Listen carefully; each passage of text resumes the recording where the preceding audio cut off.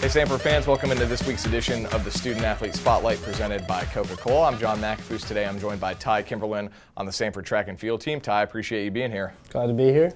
Well, 2 more championships for the track program this weekend, the 7th consecutive indoor title for the women, 3rd consecutive indoor title for the men. We're going to get into a little more detail about that, but I like to talk to people about their journey to Samford, what brought them to campus. So walk us through your recruiting process a little bit and what attracted you to coming to Samford University. So my brother went to Samford, so I kind of grew up knowing about it. Came to football games, loved the culture here.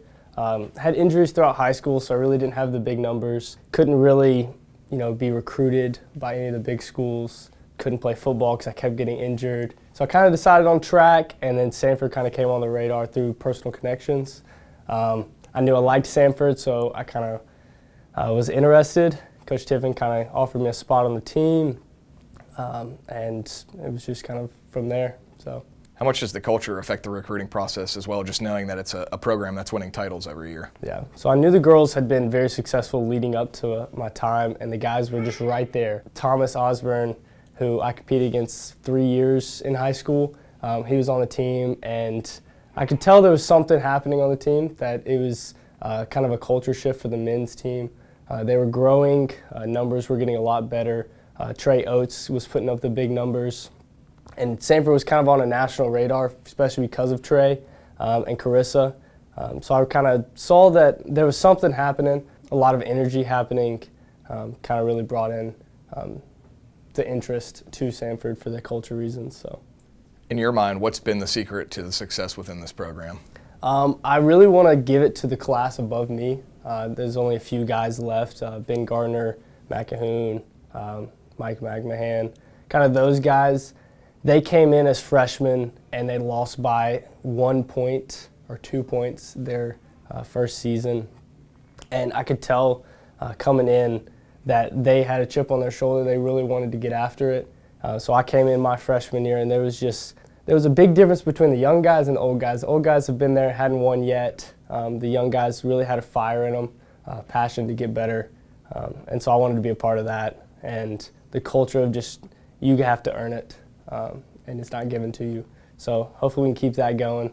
Do you feel like there's been a little bit of change in expectations for the men's program now? Because as you said, when you were coming in, it was the women were already winning every year and the men were not quite there yet. They were on the cusp. But you get that first one, and now they start to pile up a little bit. Have the expectations changed? A little bit. Coaches kind of pushed for, we want to break the point record. It used to be, let's win, and we'd win by 10 points. This year we won by almost 100. And so for us, you have to find like a different goal, like further goals. And I think it's to send as many people as we can to regionals and nationals. Because if you're constantly just setting a low expectation, low goal, you're only going to be as good as those goals are set. So I think we're just constantly pushing to be even better on a national level. So let's talk about your results last weekend. You win the Heptathlon. Not only win it, but you actually set a meet record. Did you know that you had set the meet record afterwards? I did know. I set the record before last year, actually. So I set it then barely, only by a couple points. I think it was 70 something at that point. And I kind of knew that the numbers were lining up, one event at a time. Long jump went really, really well, and shot put went really well. And I could tell that I was on the roll for it, but I didn't want to think about it at that point. It was just one event at a time.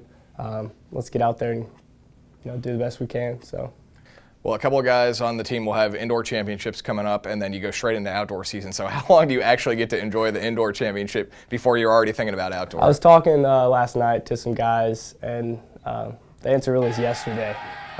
We talked about it. We had a good time on the bus ride back. Got to kind of relax yesterday, had practice off, and we're getting after it today. Doing some outdoor events, ready to bring in some more championships. As an athlete, are there major differences for you between indoor and outdoor season? So for outdoor season, we add 3 more events. So we add jav, disc, and I guess 400. It's a lot more gruesome. Like, it's a lot more grit and grind. Indoors, a lot more finesse, a lot more technical. When you get outdoor, it's who can finish. Personal goals for the outdoor season for you? Hopefully school record. Had my first outdoor season, so This will be number 2 for me, so kind of got the rust off, getting back into it. Hopefully we can put up some big numbers. I try not to set too high of expectations, too high of goals, but obviously I would love to go to nationals. It's really competitive with everyone coming back after COVID. Indoor numbers have been insane.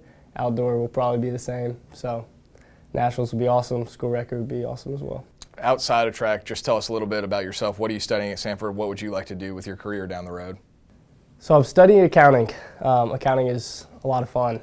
A little sarcastic there, but I plan on coming back, getting my master's, studying for the CPA, start working, hopefully with the Big Four, and then go from there. I could love it, I could hate it. I'm just going to kind of, let God decide my path for me and, take it one day at a time. There you go. All right, we're going to end with some rapid fire questions, Ty. Some about you, some about your teammates. All right, start with some easy ones. Any siblings? So I have 3 siblings, 3 in-laws, so. Okay. Are you kind of in the middle of the pack there, age-wise? Baby. You're the baby. They're the all baby. older than Yes. you. Okay. Yes. I'm sure that's fun for you. Any pets? We have 2 chocolate labs, and then sister has a golden retriever that I kind of grew up with. So. Hobbies outside of track? Pottery. Pottery? That's yeah. a new one. I fell in love with it in high school. Okay. So kind of got into that. Okay. That's definitely a first-time answer in here, I think. If you were playing another sport, what would it be? I'd like to say soccer, just because of some personal relationships, but probably football if I could stay healthy. What's your favorite heptathlon event? Oof. My favorite is probably shot put. My best is long jump, so it's kind of between those 2. You're going to switch it up, go to your teammates. Best overall athlete? Probably Stuckey. Biggest comedian? Biggest comedian? It's going to be Titus. Okay. Most likely to be famous? Oh gosh. Dame time. Damian Hines. What would he be famous for? TikTok. Okay. Who's the best student in the classroom? Well, after this weekend, probably Harrison. He's a big nerd. Okay. Who's most likely to go into coaching? Probably Diggs.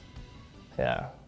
Well, Ty, we appreciate your time, man. Congratulations on another indoor championship. Looking forward to outdoor season. Great to be here. Thank you. That's Senior Ty Kimberlin. I'm John McAfoose. That'll do it for the Student Athlete Spotlight presented by Coca-Cola.